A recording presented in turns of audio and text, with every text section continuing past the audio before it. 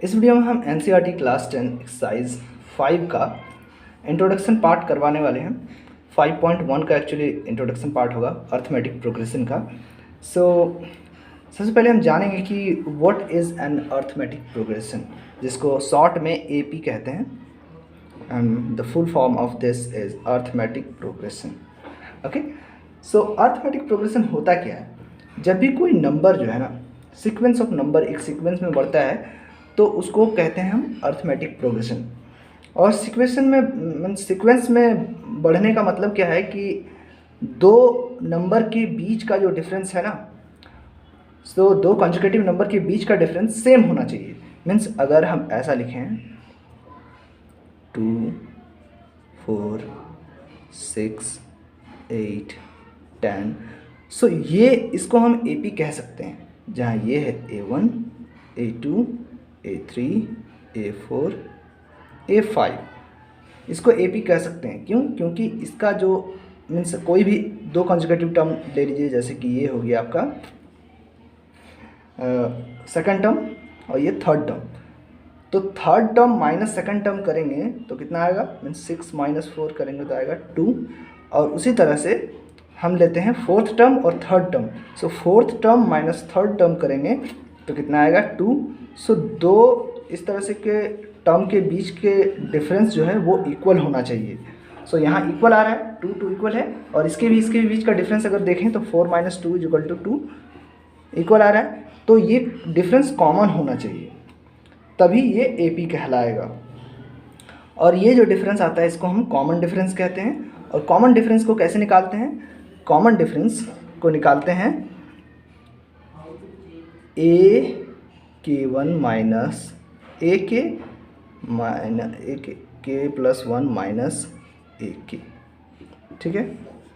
Means इसका बाद वाला टर्म माइनस पहला वाला टर्म, ठीक है। इस तरह से करेंगे तो कॉमन डिफरेंस निकलेगा, ठीक है। कॉमन डिफरेंस, ठीक है। इस तरह से हम कॉमन डिफरेंस निकालते हैं।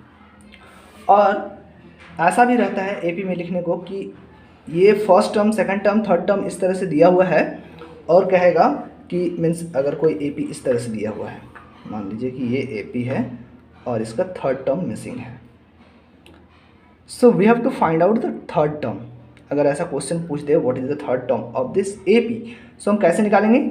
सिंपली सेकंड टर्म में हम एक प्लस कर देंगे, सेकंड टर्म में हम D प्लस कर देंगे, तो क्या आ जाएगा? हमारा थर्ड टर्म आ जाएगा। सो सबसे पहले हम D निकालेंगे। So 4 minus 2 that is equal to 2, हमारा D निकला 2। अब हमारा थर्ड टर्म क्या है? सेकंड टर्म क्या है? हमको थर्ड टर्म निकालना है, तो सेकंड टर्म को हम देखेंगे। सेकंड टर्म है हमारा 4 में से हम D प्लस करेंगे तो हमारा आ जाएगा थर्ड टर्म, ठीक है। सो 4 प्लस D का वैल्यू है 2 दैट इज इक्वल टू 6, सो ये हमारा निकल जाएगा थर्ड टर्म। तो इस तरह से हम प्रीसीडिंग टर्म को निकाल सकते हैं, अलग अलग टर्म को निकाल सकते हैं। सो इस तरह से टर्म निकाल सकते हैं। और भी बहुत सारे क्वेश्चंस आएंगे, अलग अलग डिफरेंट तरह के क्वेश्चंस आएंगे चैप्टर में, जो कि हम लोग फिलहाल डिस्कस करेंगे नेक्स्ट क्वेश्चन में। अभी फ़िलहाल के लिए इतना ही। इस वीडियो में बस हमने इंट्रोडक्शन पार्ट बताया कि किस तरह से आप AP को पहचान सकते हैं, और किस तरह से कॉमन डिफरेंस निकाल सकते हैं, और किस तरह से दूसरे नंबर को निकाल सकते हैं। यहाँ लास्ट टर्म को L से डिनोट करते हैं, कॉमन डिफरेंस को D से डिनोट करते हैं, ठीक है। लास्ट टर्म उसको L से, कॉमन डिफरेंस को D से डिनोट करते हैं, ओके। और कोई भी nth टर्म को AN से डिनोट करते हैं, ओके। इस तरह से डिनोट किया जाता है, ओके। सो नेक्स्ट वीडियो में हम बताएंगे नेक्स्ट जो सारा क्वेश्चन, एक एक क्वेश्चन करवाएंगे 5.1 का। सो 5.1 का अगर आप एक एक क्वेश्चन देखना चाहते हैं तो इसके बाद वाला वीडियो देखें, okay. Thanks for watching this video. अगर वीडियो पसंद आया तो प्लीज़ इसको लाइक कीजिए, और इस तरीके के और वीडियोज़ के लिए चैनल को सब्सक्राइब कर लें। अगर इससे रिगार्डिंग कोई भी प्रॉब्लम है तो नीचे आप कमेंट बॉक्स में पूछ सकते हैं।